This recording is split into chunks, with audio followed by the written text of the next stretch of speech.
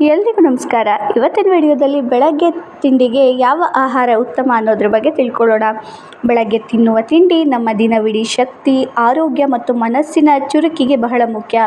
ರಾತ್ರಿ ಪೂರ್ತಿ ಹೊಟ್ಟೆ ಖಾಲಿಯಾಗಿರೋದ್ರಿಂದ ಬೆಳಗ್ಗೆ ಪೌಷ್ಟಿಕ ಆಹಾರ ಸೇವಿಸೋದು ಅಗತ್ಯ.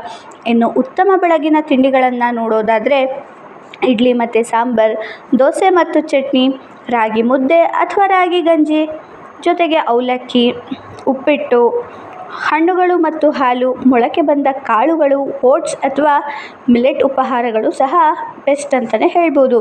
ಇನ್ನು ಇದರ ಲಾಭಗಳನ್ನು ನೋಡೋದಾದರೆ ದೇಹಕ್ಕೆ ಅಗತ್ಯವಾದ ಶಕ್ತಿಯನ್ನು ನೀಡುತ್ತೆ, ಜೀರ್ಣಕ್ರಿಯೆಯನ್ನು ಉತ್ತಮಗೊಳಿಸುತ್ತವೆ, ದಿನವಿಡೀ ಚುರುಕಾಗಿರೋದಕ್ಕೆ ಸಹಾಯ ಮಾಡುತ್ತೆ, ಅತಿಯಾಗಿ ಹಸಿವು ಆಗೋದನ್ನು ತಡೆಯುತ್ತವೆ, ಆರೋಗ್ಯಕರ ತೂಕವನ್ನು ಕಾಪಾಡೋದಕ್ಕೆ ನೆರವಾಗುತ್ತೆ. ಇನ್ನು ಬೆಳಗ್ಗೆ ತಪ್ಪಿಸಬೇಕಾದಂತಹ ತಿಂಡಿಗಳನ್ನು ನೋಡೋದಾದರೆ ಹೆಚ್ಚು ಎಣ್ಣೆಯ ತಿಂಡಿಗಳು, ಖಾಲಿ ಹೊಟ್ಟೆಯಲ್ಲಿ ಜಂಕ್ ಫುಡ್, ಅತಿಯಾದ ಸಿಹಿ ಪದಾರ್ಥಗಳು, ಕೇವಲ ಚಹಾ ಅಥವಾ ಕಾಫಿ ಮಾತ್ರ ಕುಡಿಯೋದು, ಇದೆಲ್ಲ ತಪ್ಪು. ಇದರ ಸಾರಾಂಶ ಏನಂದರೆ ಬೆಳಗ್ಗೆ ರಾಜನಂತೆ ತಿನ್ನಿ, ಮಧ್ಯಾಹ್ನ ಸಾಮಾನ್ಯನಂತೆ ತಿನ್ನಿ, ಇನ್ನು ರಾತ್ರಿಗೆ ಕಡಿಮೆ ತಿನ್ನಿ ಎಂಬ ಮಾತಿದೆ. ಇಡ್ಲಿ, ದೋಸೆ, ರಾಗಿ, ಹಣ್ಣುಗಳು ಮತ್ತು ಮೊಳಕೆ ಕಾಳುಗಳಂತಹ ಪೌಷ್ಟಿಕ ಆಹಾರಗಳು ಬೆಳಗಿನ ತಿಂಡಿಗೆ ಅತ್ಯುತ್ತಮ ಆಯ್ಕೆಯಾಗಿವೆ. ಆರೋಗ್ಯಕರ ಬೆಳಗಿನ ತಿಂಡಿ ಆರೋಗ್ಯಕರ ಜೀವನಕ್ಕೆ ಮೊದಲ ಹೆಜ್ಜೆ.